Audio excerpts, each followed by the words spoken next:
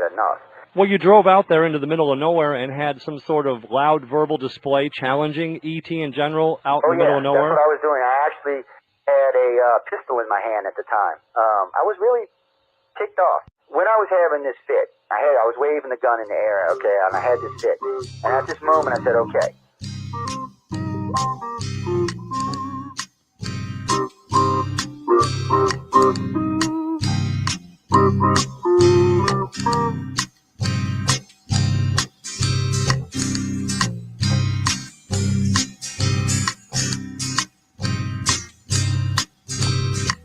He was a Louisiana man named Montaldo. Folks around called him Six Gun Joe. Worked with ICAR, don't you know? Investigating UFOs. Out for a drive with a gal one night, they stopped to check out the reporting site. When an alien lit right there on the ground, he commenced to throwing his weight around. Now, old Six Gun didn't take too kindly to that kind of thing, especially without Vaseline or anything like that, Seriously. Well, Six Gun looked that critter right in the eye and said, "Any last wish before you die?" Yo, reached for his gun, quick as a twitch, and said, "Fill your claw, you son of a bitch." Now a legend spread across the land about this pistol-waving man. But if you're from space or from Earth below, you don't give no lip to Six Gun Joe.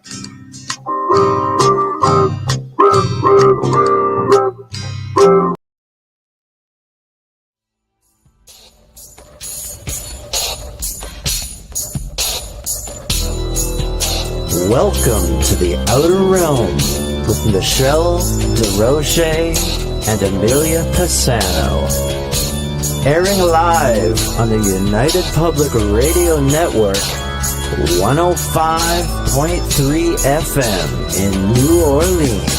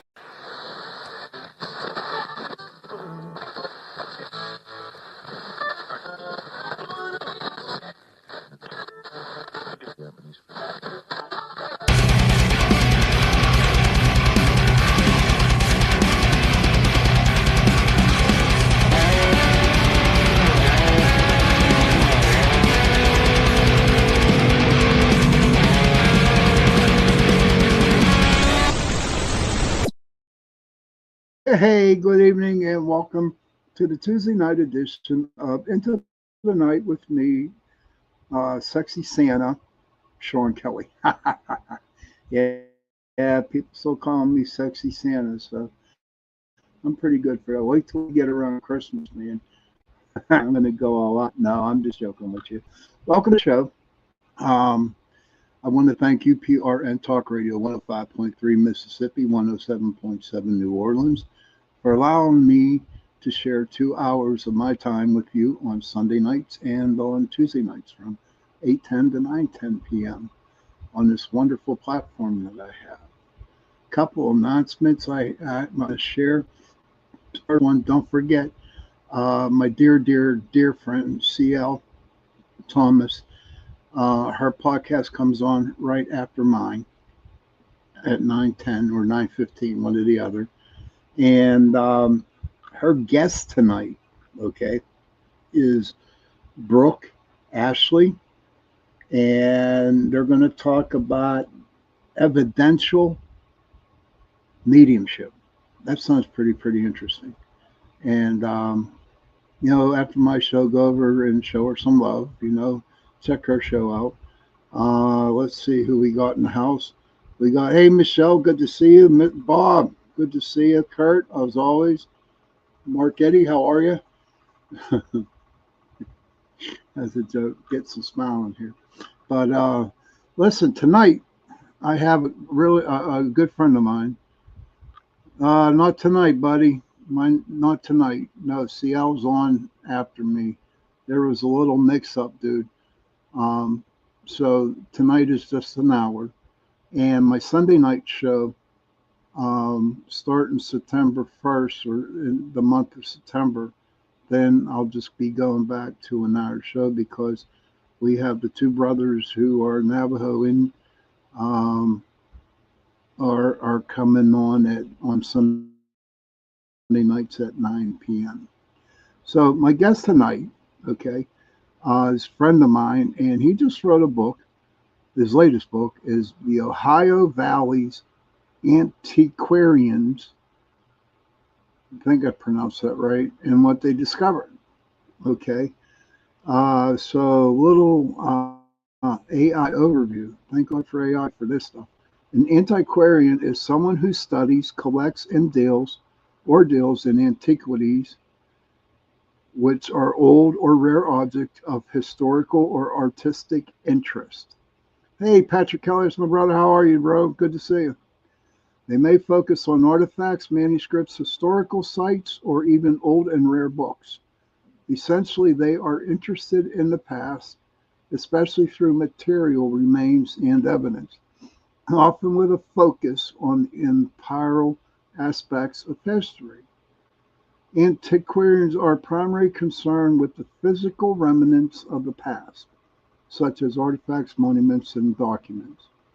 They are not necessarily historians. Um, they're distinct. They are distinct from professional historians who primarily rely on written text. And what else we got about it?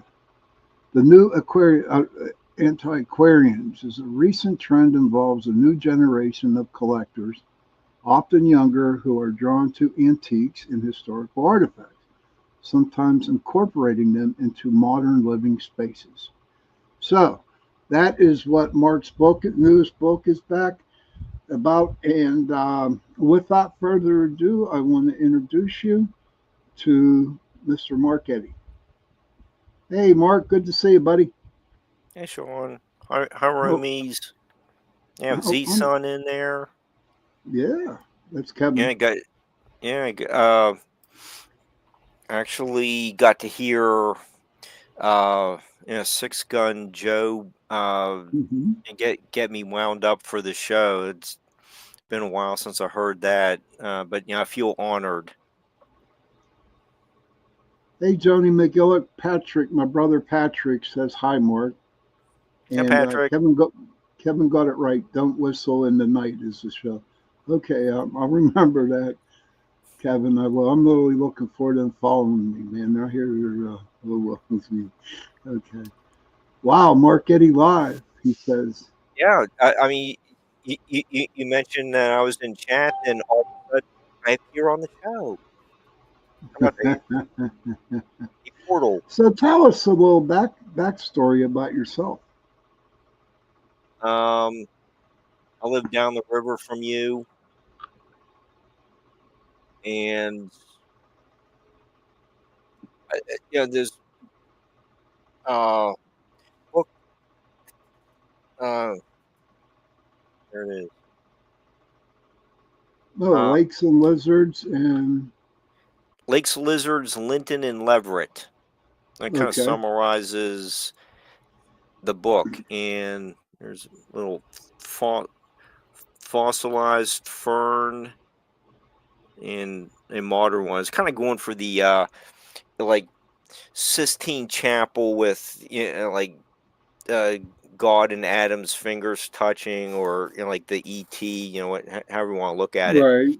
So it's kind of going for that look, but the books came about I was talking with a college anthropology friend of mine about what where should have had that You all right ready. there? Yeah, I'm fine. I don't know what I did with the book. I just had it right here. No, I misplaced. And anyhow, uh, there it is. Gosh, it flipped over. She uh, Dr. Cheryl Clausen had wrote this book about 15 years ago, and in the appendix of it, she's analyzing all the site data from different river valleys in the eastern U.S. You get Tennessee River Valley and Right. northern Oh. Alabama, Green River Valley. So, and when you flip over, the Wabash River Valley, you flip over, That's yeah. to There's people that can't read that, Mark, but my brother has a question for you. Hi, oh, okay. Heidi. Good to see you. Good to Oh, see you. Heidi's. She says, Should we start the whole show over again because Heidi's here? no worries. You got to hang around until first break because I got to play her favorite song, Six Gun Show. My brother has a question for you. On your book, how long for the research? Boy. It was quite a few years. It's, you get the pandemic shutting down museums, so that slowed things down for a couple years. There was a lot of driving around, getting home at night, and putting my notes into the document. So I don't know. I was probably I've probably been working on it for I don't know, 6 years maybe, but Okay. uh, there are other parts in the upcoming series that I was writing simultaneously. So just Lakes by itself, I don't know, it's a couple years. I hope that So is answers this like a Patrick's. trilogy? Is this like a trilogy you're putting together? Maybe a quadrilogy. I think there's going to be some another publication with some uh, information I really didn't get to, fully develop. Might have slowed the reading down too much to start including every single example. But there are some other things that I would like to um, make readers aware of in a later publication. But that, Okay. and so when Cheryl, uh, I was talking to Cheryl, and I said, and I was looking at doing a book review for this book, and you know, I said, why is your information for the Upper Ohio River Valley blank? And she's like, not a whole lot of information that's been published on it. Why don't you go to the museum since they're so close by you and see if you can uh you know see if there's some new reports that came in, any new artifacts that were donated to the museum, things like that. So that was basically how it started. And she'd read rough drafts, and she was recommending, well, go back further in time, and you can show the cultural evolution. So that became like, that's going to be like parts 2 and 3. And the lakes and lizards, that's going back even farther in time. Okay. But Oh, it sets up why you have so many uh, uh, it was sparsely populated like 10,000 years ago, but what else do you have going on at that time? So that's going to be some of the later, like the next sections I'm working on. Well, So look then, who popped in. Hey, Joe Montello. Good to see you. there he is. Weird people. I just stopped by. I was doing archives. I got senior archive running, so I stopped by and see what you guys were up to. Oh, I just join the discussion. I didn't mean to interrupt. I was just kind of I can't never hear, so I said it popped in. I'm just glad. I'm glad you're here. right. I need to put Yeah. put my glasses up here. Be like Joe. Well, Yeah. There's brother always a has pair on my head, question. man. My brother has a couple questions for you there, Mark. He wants to know, is your book on Amazon? Yes. Okay. Yeah, And, just he look has up my another one name. for you. How they look for you on Amazon? Just Mark R. Eddy, Eddy. Okay. And you put in lakes, lizards, Linton, and Leverett. That would. I'm sure that would probably be the only title that would come up like that. Okay. He wants to know, how long have you been writing books? This is my first one, but I got some of my first publications started with Joe, and when I was working on with November Hansen on the ICAR report. Yeah, poor. Well, you see, she thought that part gave her cancer, man. You don't remember that? She thought that report gave her cancer. I still got it somewhere. It's it's on some computer around the house. No, she called me one night when she got breast cancer because she used to keep it under her bed. And she said, Joe, I think this damn report gave me cancer. We had 5 directors at one time got breast cancer. 5 within like 3 months of each other. And she said, I think this thing gave me breast cancer. I said, well, just wrap it up. Send it to me in a computer. Send it to me in paper. And don't worry about it anymore. Take care of yourself and don't worry about it. And she retired shortly after that. But it was a shame to see her go. Eddie, you should drop by. Carmen does our booking for a Saturday show, which is the Arthur's Quill. So we do all authors on the network goes through there. So I'll have to get you information when we get done with the show today. I'll get it over to him, and he can get you booked on there. It's just a bunch of authors come on there. I mean, from everywhere, every walk of life you can think of been on there. Most of them are either famous authors or winners of Writers of the Future or something. But we do a lot of other authors besides it. Like you can see, I don't know if you can see all the books behind me. It's all stuff, by the way, that'll get given away this Christmas. Unless it's autographed, then it, well, even some of them will get given away as well. So if you get a copy you want to send me, look, see, we put them, if they stay there until we sell them or give them away, one or the other. And matter of fact, I'm glad I said that because I got a book I got to move. Wolf Moon's, where the hell did I go? This one.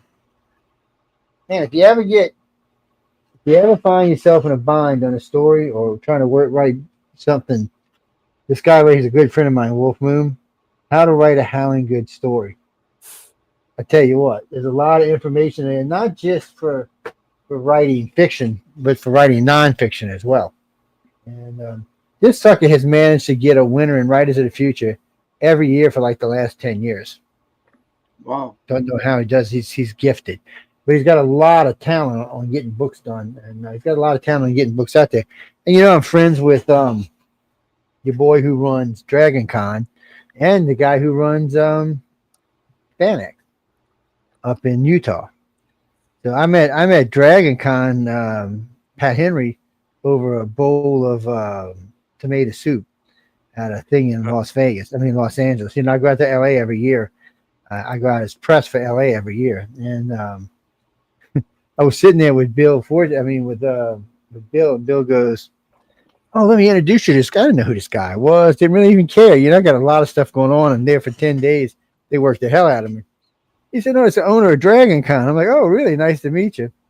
And I said, oh, that soup smells really good. Let me get a bowl. And the sucker wouldn't stop until he gave me the bowl of damn soup. It's just weird. But anyway, enough of all of that. But yeah, when we get off, I'll get the information from you. I'll get it over to Carmen, and he can get you booked on. Because Carmen likes this kind of stuff. He was really good friends with Jim Mars. We were both good friends with Jim Mars. And so he likes to get into this as much as he can without pissing off his boss. Oh, well, look, you so handsome and pretty. Yeah, Sexy Santa is what they call me, man. You looking good. That's what they call me, Sexy Santa. Fucking Santa Claus, man. Ho, ho, ho. Anyway, I didn't mean to interrupt you, Mark. No, I'm glad you're here. We'll have to talk about more, great authors I can send to you. Oh yeah. I'm just glad to have a chance to talk with you again and be interviewed by an Ancient Aliens commentator. Yeah, well, we're getting ready. We're getting ready to change the name of iCar and reboot it in a slightly different format than it used to be. Mainly because the old format, which was great, it just burned out directors. I mean, we went through directors like Jesus. I mean, it's a lot of research. There's a lot of work going on. And what's nice now is a lot of the primary research has been done the last 30 years. So a lot of that stuff we don't have to go back over. We've already got that research filed up. We already know what it is. So now we can move in a slightly different direction. And somebody said, oh, you're going to be MUFON. I said, no, we're not going to. MUFON will never be able to do what we do. I said, not that MUFON's a hater organization or anything. I said, they don't do what we do. I said, we're out there looking for why aliens want to talk to people or mess with people. So they're more into chasing lights in the skies and occasionally talking to a contactee.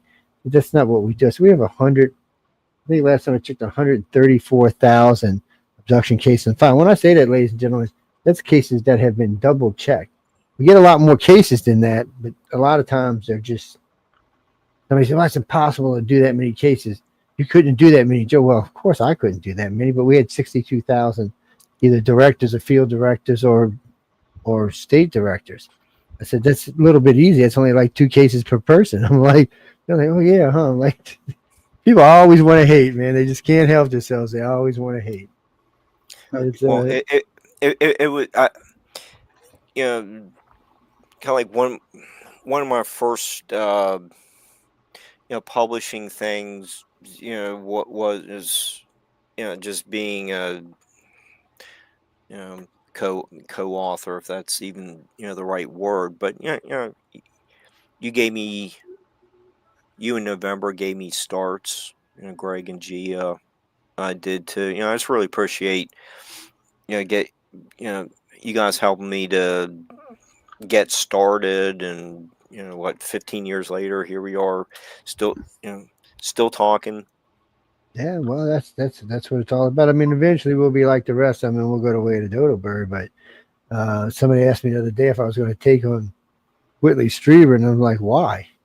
He said, well, Joe, have you heard him lately? I said, yeah, I've heard him lately. I said, there's no reason for me to take him on. He's off in his tangent. Well, the other night I caught him on one of the shows on the network, Darkly Matters, and he was citing poetry. I was like, dude, what are you doing? Then he was singing. I'm like, phew. Then I happened to catch him yesterday talking about the light people, whatever one he wanted to call them. I was like, Jesus, dude, you've lost your mind. So there's no reason. I mean, he's like Stephen Gray. He's done it to himself. It's just sometimes it's just like, I used to say this a lot. All old ufologists go crazy eventually. So that's why I say I'm not a ufologist. I'm an abduction specialist because they do tend to go crazy. When you go back and look how many of them bit the big one, just whacked out. I'm waiting. I got a lot of friends on Ancient Aliens. Matter of fact, they had called me just recently, but they wanted to do some abduction stuff, and somehow I didn't get into it. I was like, and I got a call back, and the guy said, well, I don't understand why you're not in this one. I said, well, I have no idea. I said, I know more about abductions than anybody you've got on your damn show, that's for sure. But, I also have enemies in the field. I don't always play nice with children. So, hey, look, when I know I'm right, I'm right. I'm not going to back down just because somebody says, oh, well, we're right now. No, you're going to have to prove that to me. So, well, MUFON always hated me. I mean, I was good friends with Walt Anders. We were friends for a long time. Matter of fact, he was the first MUFON person to ever join ICAR. He did it live on the air. We were good friends, but too many of the directors had black ops ties. So, and when you would send them data, it was like poof. I said, hey, look, I need that report. I sent you what report? I mean, what do you mean? Yeah, no, we don't have the report. So after a while, that's how ICAR got found because I got tired of it. It's like that and Ariel St. Sinclair. I don't know if you were around that early, Eddie for Ariel, but he was a character. But yeah, make sure we get in touch so I can get you hooked up with Carmen because Carmen likes all this stuff we're into, and he don't get to do enough of it because when he works for Writers of the Future, and so a lot of times he's tied up with that. But he really was a big fan of this kind of work. It's just like I said, he don't get to do much of it. But since it's my show, I can put whoever I want on it. Somebody asked me one time, well, that's Writers of the Future show. No, I said, no, there is a Writers of the Future show. I said, that's my show. I said, so anybody who wants to go on it can go on it. So, but we'll get you hooked up when we get done with the show today. And thank you. Something about somebody was telling me Sean was an alien. I'm not sure what that's about. I am an alien. You all know that. I got probed. Joe, thank you, Joe, for popping on, man. Don't work too hard, all right? No, I'm just hanging out, man. I'm just hanging out. I'll put you in the back, okay? Yeah, good. Put me wherever you need. I'm just hanging out. I'm actually doing work while I'm watching y'all. All right. Thank you. Thank you, Joe. He can hear us. Joe Fox. Cool. Kevin wants to know how many YouTube chats are running. Have a feeling I am in a parallel room again. There's 3 running on my show tonight.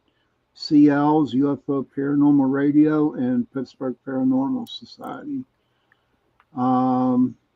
Joe Fox says, I got a new Wi-Fi router today, but I refuse to hook it up until after your show tonight, Sean, just in case something went wrong. That is awesome, brother. I appreciate you, brother. That's a devoted fan. Oh, yes. All my people in this chat room are the best. I mean, they, that they are the best. But you know what? We're coming up on the 30-minute mark. It was a pleasure that Joe Montaldo, everybody who don't know, Joe Montaldo is the owner of UPRN Talk Radio. And it was really nice for him to come on for a couple minutes and say hello to Mark and me and you guys, okay? So what I'm going to do, as you guys know, since Heidi is in the room, I'm going to play her favorite song so she can be happy, happy woman, happy life, I guess, if you want to put it that way. That's how we do it. But listen, so we're going to take a break. We'll be right back and see you in a little bit. Maybe about 3 minutes. I'll play 2. Let me find it. There it is. For you, Heidi. I had enough. Well, you drove out there into the middle of nowhere and had some sort of loud verbal display challenging ET in general out in the middle of nowhere? That's what I was doing. I actually had a pistol in my hand at the time. I was really ticked off. When I was having this fit, I was waving the gun in the air, okay, and I had this fit. And at this moment, I said, okay.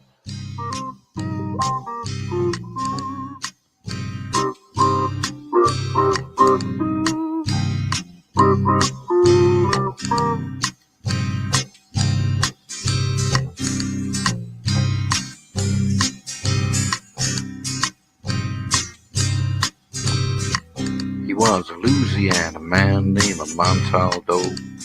Folks around called him Six Gun Joe. Worked with ICAR, don't you know? Investigating UFOs.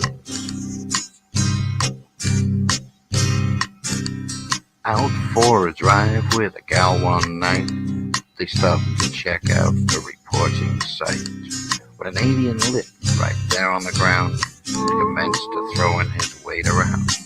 Now, old Six Gun didn't take too kindly to that kind of thing, especially without Vaseline or anything like that, Seriously. Six-gun looked that critter right in the eye and said, "Any last wish before you die?" Yo, reached for his gun, quick as a twitch, and said, "Fill your claw, you son of a bitch." Now a legend spread across the land about this pistol-waving man. But if you're from space or from Earth below, you don't give no lip to Six-Gun Joe.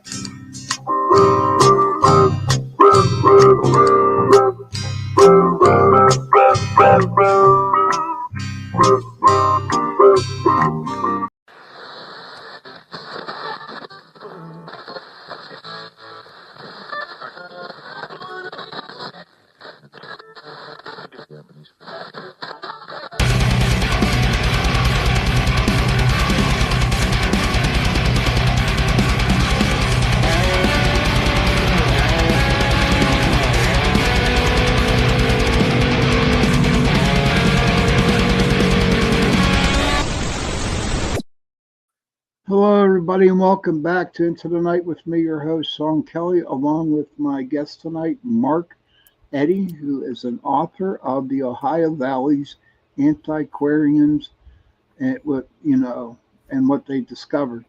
Couple announcements real quick. I want to thank UPRN Talk Radio, 105.3 Mississippi, 107.7 New Orleans. And don't forget, Miss C.L. Thomas, her show's coming on right after mine. Okay, and her guest tonight is Brooke Ashley, and she's an evidential mediumship. So I think that's really, really cool. Thank you, Heidi. So Mark, explain, tell people about the Ohio Valley. Me and you know it. And there's really not too many people here that are in the chat room and out there in the world who's watching the show. Tell a little bit about the Ohio Valley and what makes it so important of the Antiquarians. Okay, well, I'm sure most of the viewers remember Monday Night Football, and we get the Goodyear blimp flying over Three Rivers Stadium, and Howard would talk about coming out of the top part of your screen. That's the Allegheny River, and one coming up from the bottom of the screen's the Monongahela, and what's going out to the left-hand side of your screen is where the two rivers meet, and that forms the Ohio River. So Howard give you that little geography lesson. Well, this book is looking at basically the same area, but millions of years earlier.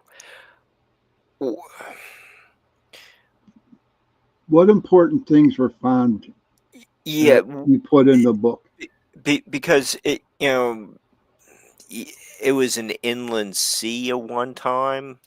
That's why you get some of the salt wells, like in the Muskingum River Valley.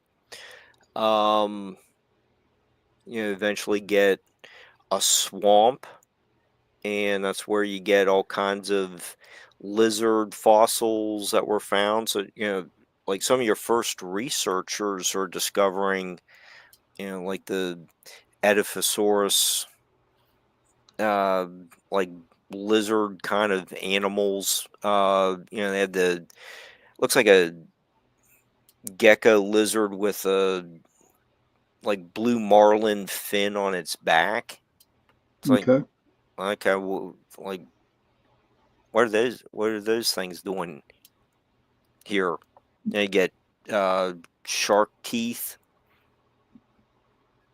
Pretty interesting. How about it down around what the hell, 3 Mile Island? You remember when all that crap went down over there at 3 Mile Island? That's the reactors blowing up. It was that's you get that. That's kind of like the Susquehanna no, River. it's right on the Ohio. They're right on the Ohio. Oh, the I wasn't the 3 Mile. The Willow Island cooling tower collapse. Is that the one? Yeah, that's the one. Yeah. Okay. That's where you get all kinds, more of the sailback lizards that they were found in that area as well. You have some evidence of mammoths and mastodons down there as well. So, so there's as the industrial industry was developing, you have you know the guys going out there, with their transits. They're kind of laying out. Okay, this coal seam's probably going to be going, in this direction. So the surveyors were and civil engineers were pretty accurate. And once the coal mines were established, they're digging through the mines and they're coming across all these fossilized plants and animals. And so you start getting a lot of people coming here to research it, and they are discovering, okay, this seems more like it was, the Ohio Valley was more like a swamp, and some of the same researchers who are, keep returning to like the Smith's Ferry area, western Beaver County. They're encountering, just continuing to find all these sea scorpions, and it's kind of like I don't know what you call it, like a prehistoric lobster kind of critter. So it's okay. Seems like it's more of it was underwater, and it helped to pioneer the study of fossils, and you start getting the T-Rexes found. Let's say Wyoming. The researchers are vacating the valley and going out west, but you still had a few of these people coming back. They're still working for the coal industry. They're doing borings and things like that. Did they do that kind of stuff here? Down in the Ohio Valley with the boring. Yeah, I know what you're talking about. Yeah. They're drilling down, through different layers of rocks. They're finding how deep the coal seam is, and so like Frank Leverett, from the title of the book, I See White. They're also, as they're exploring the valley for geological purposes, they're also finding rocks, like shoreline, rounded pebbles near the ridge tops. So they're starting, to wonder, kind of, going from the inland sea to like these marshy kind of conditions. Was there a shoreline, like maybe like a river kind of shoreline? So they're first starting to pioneer these studies, say like the 1870s, and they realized it's this rounded pebbles are more, they're going angled from the south to north, and they started wondering, did something like the Ohio River flow south to north, like the Monongahela still does today, Yeah. and then they started realizing that what was Thank you, Kevin. as the rivers were flowing north and draining into Lake Erie, what was happening as the ice sheets were moving south. So at some point, you're going to have a collision between the ice and the southern flowing ice and the northern flowing rivers. So then you get all the water backing up, and as the water starts filling in places, well, it's going to erode into create hollows, valleys, to the east and west, and they were able to determine probably around 1,100 feet in elevation was about the shoreline. Okay. And then the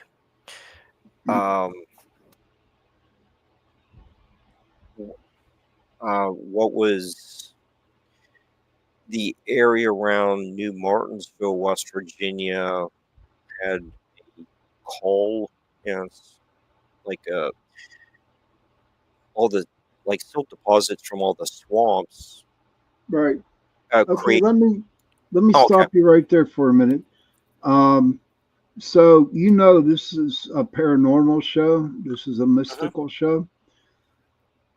In your own opinion, and in all your studies that you have done, okay, do you think there's any paranormal or mystical things happened in any of your research here?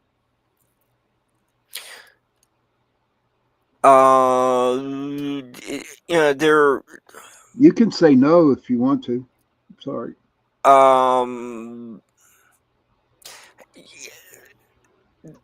John Keel did state in the Mothman prophecies where some of the UFO sightings were located.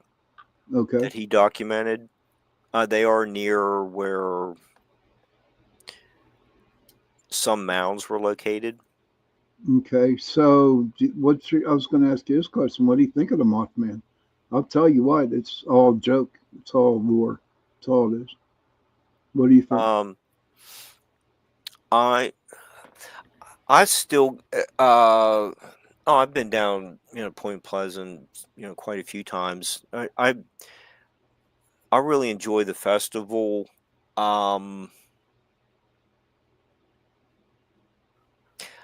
I just kind of wonder if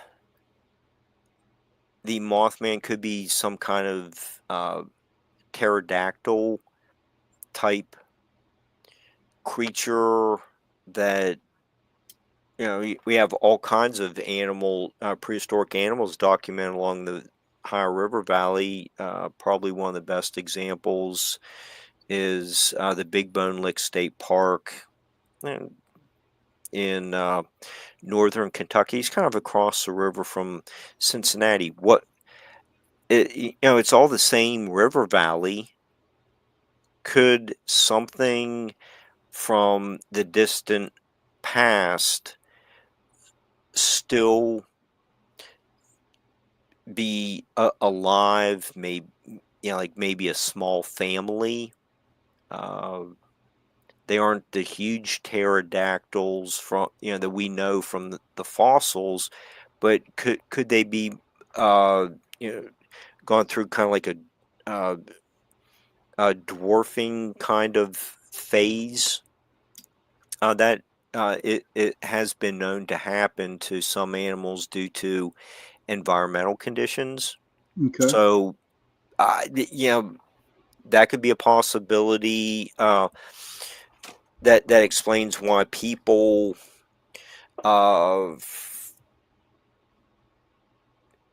in Dunbar, the Point Pleasant area, may they all report without knowing each other and having Facebook 50 some years ago. Why do you have people reporting the same descriptions of some kind of animal? You know what? True, and I understand where they're coming from, but personally, me, I did a lot of research on the Mothman, and I have my doubts about it. You know, I lost some friends over it, but you know what? That's my job. That's what a paranormal investigator does. That's what I do. So, but you know, so what you were telling me earlier was that. So if I walk down the banks of the Ohio River, I'm going to find a lot of fossils, right? Yeah, that's probably a better place to find them. If it's all a lot of ferns and stuff that were all grown along the shoreline, that's probably Okay, some of the in the shale and coal that you might find along road cut, right. or falls out of the hillside into the streams. Yeah, you might there's a good chance you can find I mean, things like that. I find this interesting. Hmm. Um, you're like the first one that I ever had on my show talking about this stuff. But Kurt says I think some of the thunderbirds that have been around here, some are pterodactyl or related. Well, Y'all also, Kurt, you got to realize too, buddy, you might have some turkey vultures up there, and I'll tell you what, they're huge. They look like pterodactyls. No yeah, lie. well, yeah. See, I think Kurt's saying about this. I'm agreeing with Kurt. Okay. I think he brings up a very valid point. Maybe we don't know exactly what the people saw. The sandhill crane doesn't seem like it's a very valid argument. The turkey vultures. Could there be some link, evolutionary link, from the prehistoric animals that are actually well documented for the Ohio River Valley? How many mastodons were just traipsing up and down? Um, That does sound interesting, dude. But you we know, have like about 3 or 4 minutes left, mhm. so what's in the works for you? I'm What you gonna. doing now? I'm. Well, hopefully, I'm just like cute enough to be a background model with Michelle's crocheted ET. Maybe you'll see me back there if I pass the test. And afterwards, I think I'm going to continue working on more of the uh, animals that were uh, found in our neighborhood. Okay. Just keep developing that. I think this where you and I live helped to pioneer fossil studies. Like I said, the main researchers left the area, but I think we still offer a lot to be studied, and I think it's just really exciting. It just needs to be marketed a little bit better, but um, I think there's still a lot here to understand. Okay. And hopefully that with all the research that you do, you'll learn more and actually um, come out with like 3 or 4 more books on the situation. Um, Uh, that's kind of the really good, Mark. plan. Yeah, That's with good. with someone like Cheryl coaching me along the way, saying, okay, here, the point you make here, why don't develop that a little bit more. It she's really helpful in super having such a well-known name in anthropology, being in the background, helping me Good. tie together all the loose ends. It's made for a very rewarding project.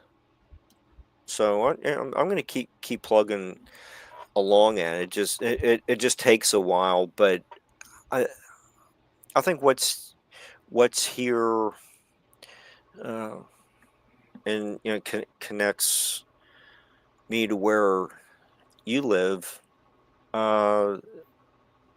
There's a fascinating history that's overlooked. Mm-hmm. Well, Uh, hopefully we'll get down to it. About looking into it. I'm looking forward to some of your stuff that you'll be investigating, doing your research on. But we really do have to go because Seattle's coming up pretty soon.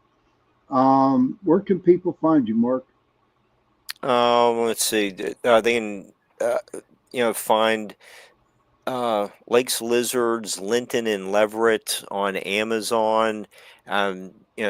Busy with all kinds of things with Barbara DeLong, doing She's shows. a sweetie. She's a sweetie.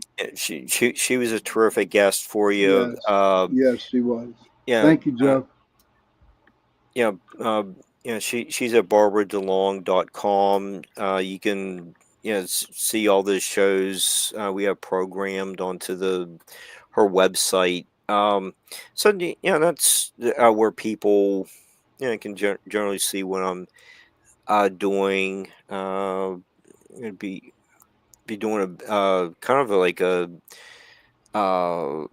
pair cryptid kind of show, themed show for about the next Okay. 3 or 4 weeks. Sounds interesting, brother. Hey, listen, we got to get going. All right, Mark, I want to thank you very much Thank for you for being the on the show opportunity. tonight. Yes, and just stick around. And Heidi says, Michelle says, thank me and Mark Eddy. Great information tonight. Kurt says, thank you, Sean and Mark. Awesome show. Heidi said the same. A lot of other people. Yeah, there it is. Sean, Mark, gratitude much. A lot of gratitude towards you too, Heidi. Very much so. Okay, everybody, listen. Thank you for popping in.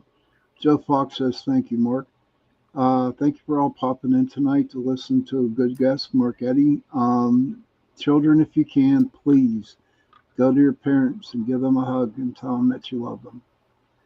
And parents, please go to your children, give them a hug, and tell them that you love them. And if you don't have no mother, parents, or you have no children, find somebody and give them a hug and tell them that you love them.